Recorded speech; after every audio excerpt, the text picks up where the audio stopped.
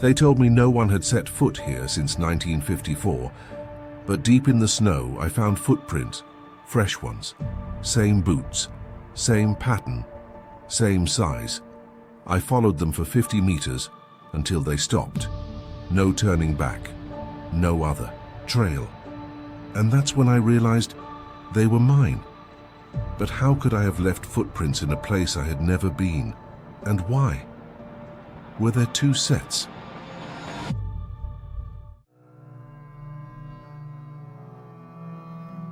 He had read thousands of decrypted transmissions in his life, but this one made Elias stop reading mid-sentence.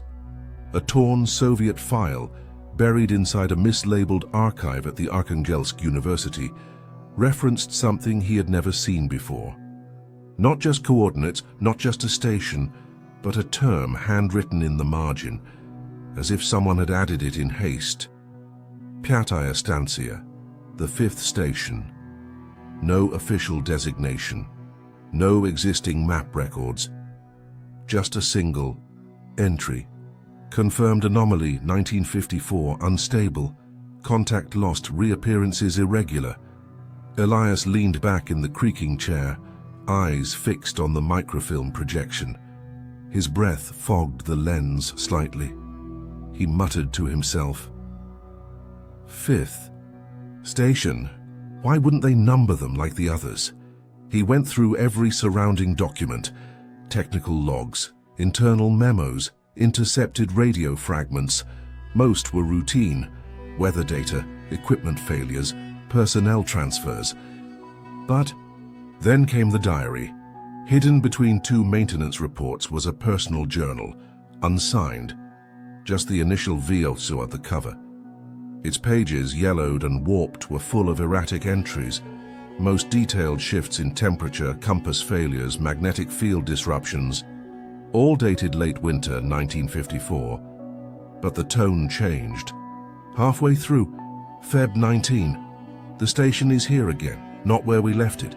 Same structure, different surroundings. Some rooms are reversed. Feb 22, I spoke to myself today. He didn't answer, just stared like I was the copy. Elias sat in silence for a long time, reading and rereading.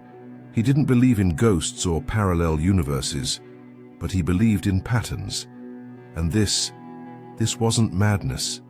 It was data, repeated, structured anomalies. He copied the journal, took digital photos of the diagrams. Then he flew east. 3 days later, outskirts of Kolyma, Siberia, the wind carved across the snow like glass scraping metal. Elias stood outside a rusted checkpoint, its red star still clinging to a crooked pole. Inside the checkpoint shack, a man in his 60s waited, bundled in layers of wool, sipping from a tin mug. "Dr. Ward?" he asked, voice thick with a northern accent. "That's me." "You're Lev?" "Yes, my uncle served here. Said there was a station that vanished, thought he was losing his mind. He wasn't." Lev pulled a faded black and white photo from his coat. "He took this just before he disappeared, that shape behind him. No one ever saw that building again." The photo showed a man in uniform, snow waist-deep around him, and in the distance a sharp-angled structure of steel and glass, shaped almost like a blade buried in the ice. Elias narrowed his eyes. "How far from here?" 8 kilometers. "But the trail bends. Never the same twice." Elias followed, him into the snow. 2 hours later, under the pale light of a dying sun, the trees cleared. What rose before them wasn't ruins, it was preserved, intact. Standing like it had never been abandoned, rectangular metal walls, slanted roof lines, a single antenna still pointing skyward, covered in frost. Lev stopped walking. "I never go further than this," he said. "There are sounds at night, like footstep. But when I check, no prints, and sometimes I see myself in the window. But I'm outside." Elias turned to him slowly. "Wait here." Inside the station, the air was stale but breathable.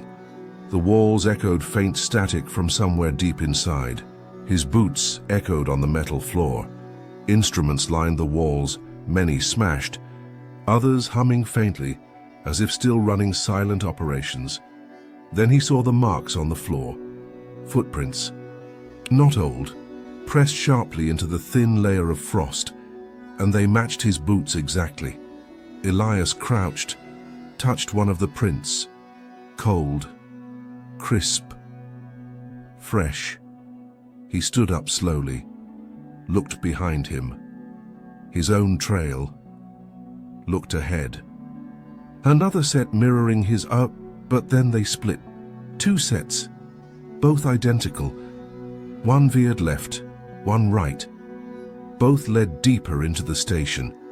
He whispered to himself, barely audible, "I haven't been here before." But the station seemed to know him. The corridor felt too quiet. Not the kind of silence that comes from emptiness, but the kind that holds its breath. Elias moved slowly, his flashlight tracing the edges of peeling metal panels. The 2 sets of footprints still stretched ahead of him, identical, measured and predictable, but every few meters one of them seemed to flicker, like its outline had softened, lost detail. He passed through what looked like a lab. The walls were lined with analog equipment, all Soviet-made oscilloscopes, reel-to-reel recorders, chart printers still holding paper curled with age. The air inside was cold, but not freezing. And then he heard it. A click. Followed by a soft hum. He turned fast, flashlight raised. A single machine had come to life. One of the tape recorders. Its spools spun slowly and then stopped. Elias stared at it. He hadn't touched anything. He stepped closer. The reels were old but intact. He pressed play, nothing but static for a few seconds.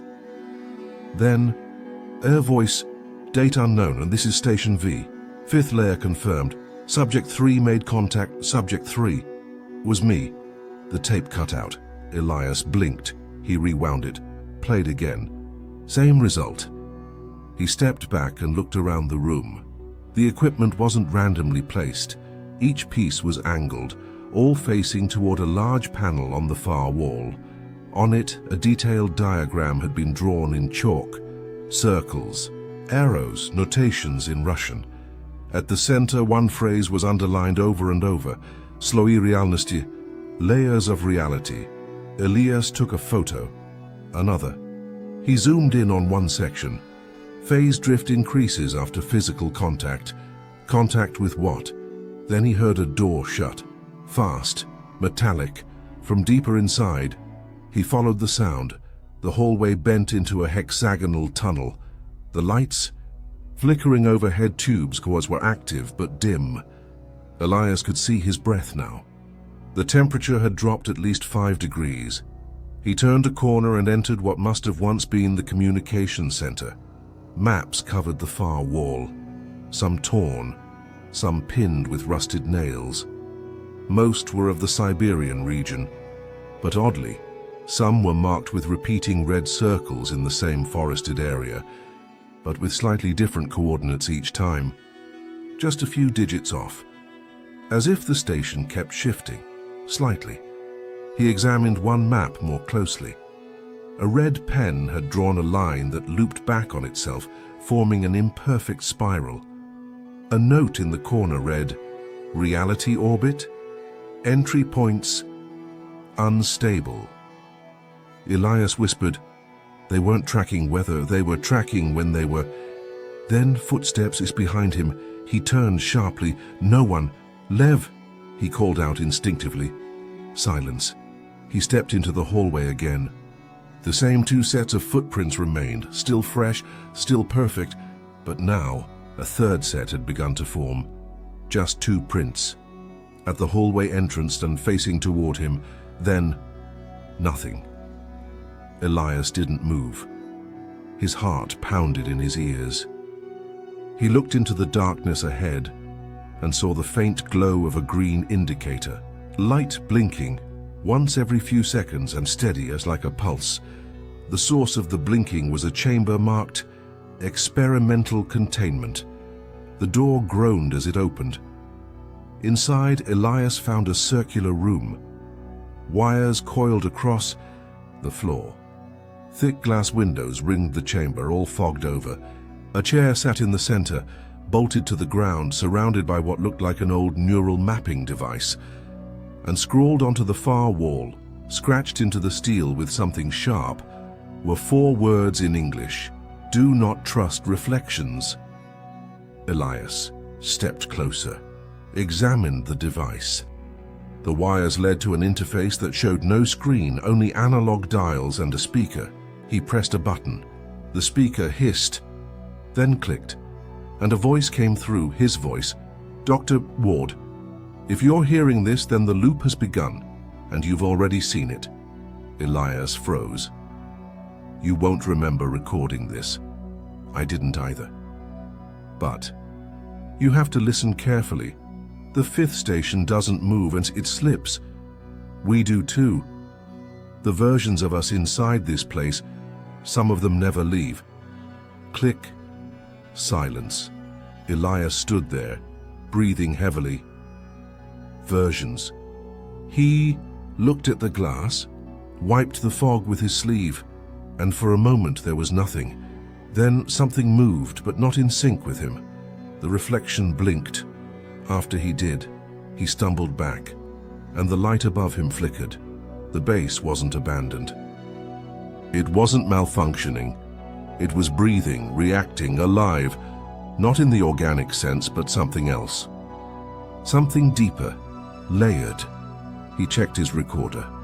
Battery still strong, but the counter was glitching. Time reading: 12:47, 12:45, 12:47, looping. Elias turned and walked back into the hallway. But this time, there were 4 sets of prints.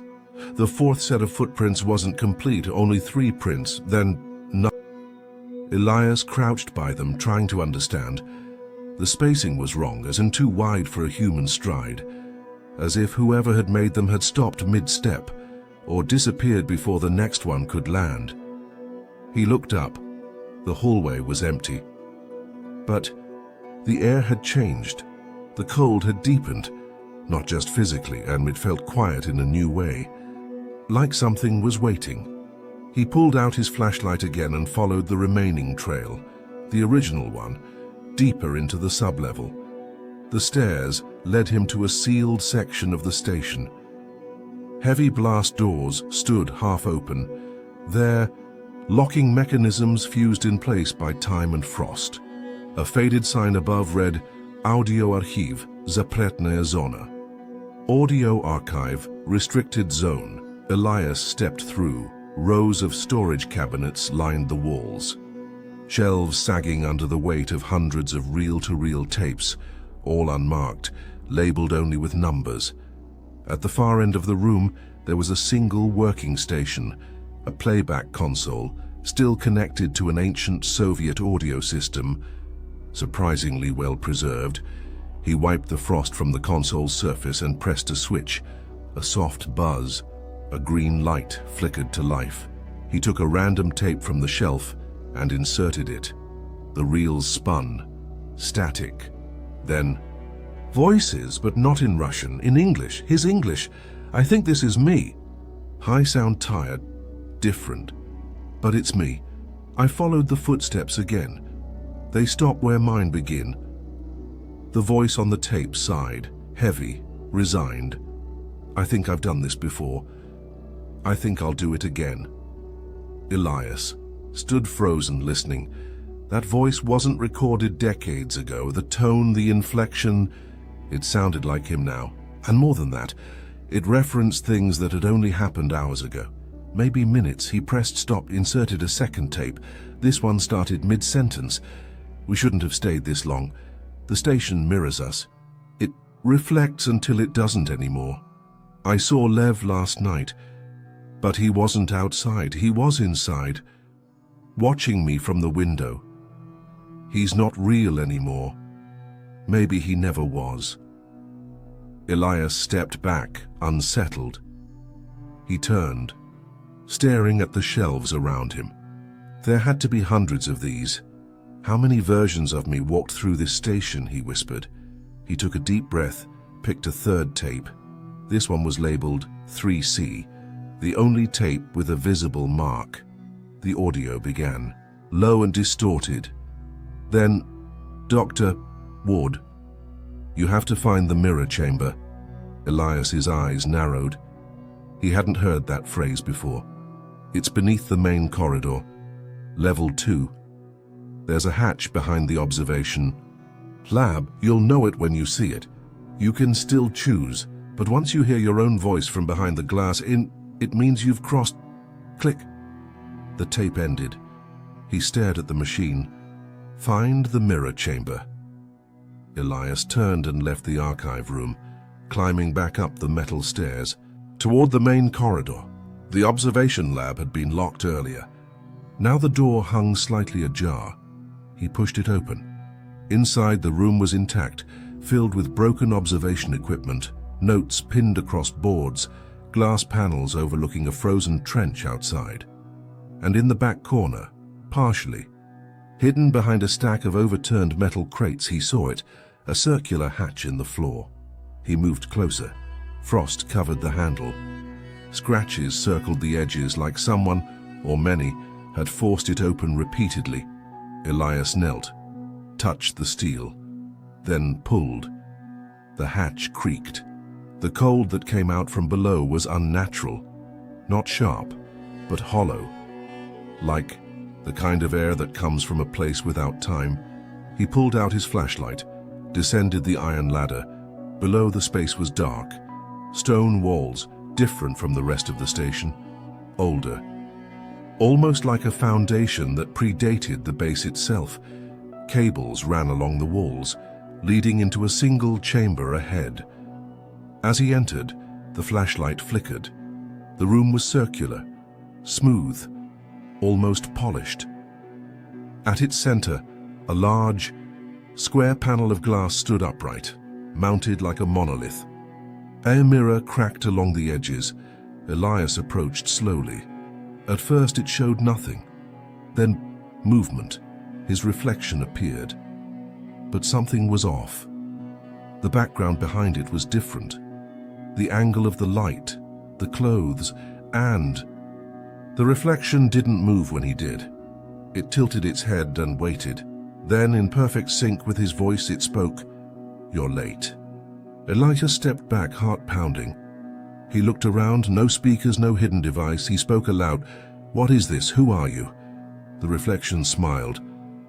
"I'm the one who stayed." A flash of static cut across the mirror. For a split second, Elias saw another room behind the glass. Red light, cables hanging from the ceiling. A second, Elias strapped to a chair. Then, nothing. The glass turned black. Only his real reflection remained. He stared at it, unmoving, and whispered to himself, "What did they do here?" Elias stood there, staring at the darkened mirror, waiting for something, anything to move, but the surface stayed silent. Ordinary. Or pretending to be. He turned to leave, and froze. The corridor he had entered through was gone. The opening was now a solid wall, smooth, no seams, no exit. He reached out, touched it, cold, solid, concrete. No. This was here. I came in through here. He scanned the room on the opposite side, where there had only been darkness. A new door was now visible. No hinges, no handle. Just a vertical line of soft white light splitting the wall. Elias walked toward it. As he touched the seam, the door slid open silently, revealing another corridor. Visually identical, but something was off. The lights were brighter. The walls looked cleaner, a newer passion, but somehow older. He stepped inside. The new hallway led to a lab, but this one was active. Lights on, machines humming softly. A radar screen blinking steadily in green. On the central table, a photo. himself sitting right there, in that same room, same coat, same face. But in the photo, he was smiling. He hadn't smiled since arriving. He opened a drawer, more photos, some in black and white, others faded. All of them showed him in moments that hadn't happened. One showed him speaking with Lev inside the base. Another, standing outside with the scientist's journal waving to a camera, but he had never brought the journal with him. These aren't records, they're possibilities. On the wall, a panel displayed dates. At the top, 2025 blinked. Below, tight, a new line was forming. The screen flickered as if it was deciding what to show. Then it appeared, 2025. Elias stepped back. They're tracking versions. He left the room. Further down, a soft sound, voices. Familiar voices, his own.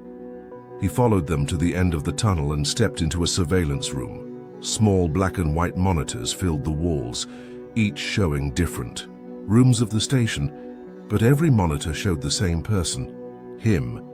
In one, he read the journal. In another, he spoke with Lev.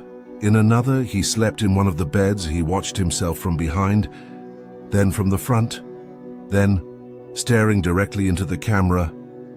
These aren't recordings, they're live. Behind him, the door slammed shut with a heavy metallic echo. He turned, locked in.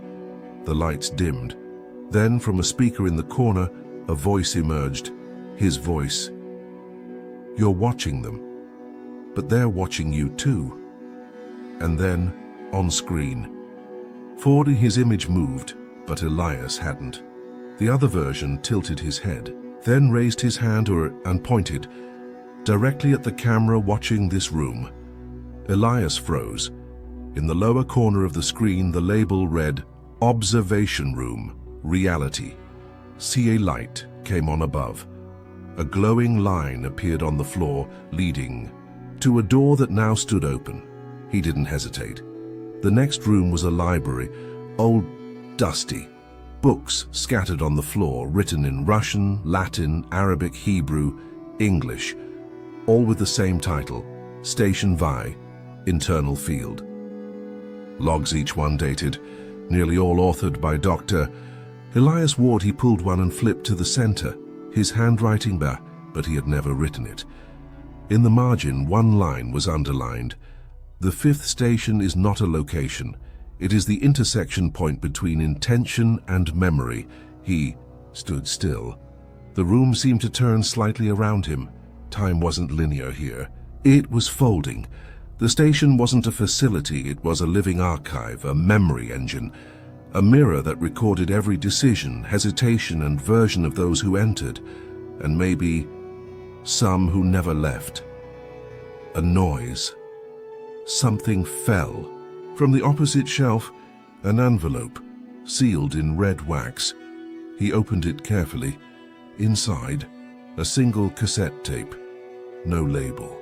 Just one faint line of handwriting. Final instruction. He no longer knew if he was still in the present, or if he had crossed one of the layers. But he did know this. The next message was for him. From him. From a version that already knew what came next. Elias held the tape between his fingers like it might shatter. He didn't know where it came from, or when, but he knew exactly where to take it. He made his way back through the corridors, or at least he tried. The station no longer followed any kind of logic. Some rooms had disappeared, others looked newer or older. The radar in his pack spun in silence, pointing toward directions that didn't exist. But the audio room, the original one, was still there, waiting. He entered. The console was still powered, still humming, like it had never been turned off. He inserted the tape, took a breath, pressed play. The voice that came through was calm, not too familiar. If you're hearing this, then you already know.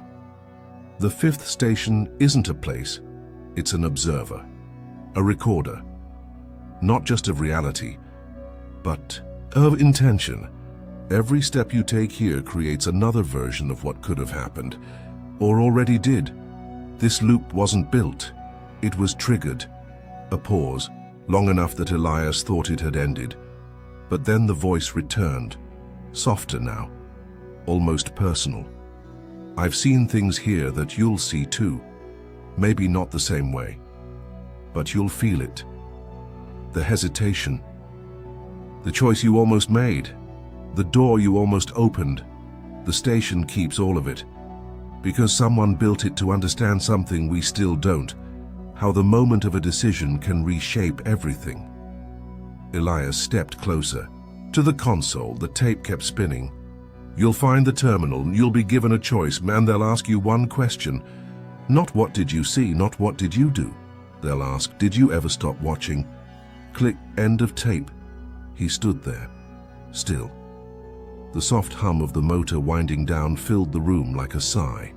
Then, behind him, the wall opened, quietly, patiently. A hallway revealed itself.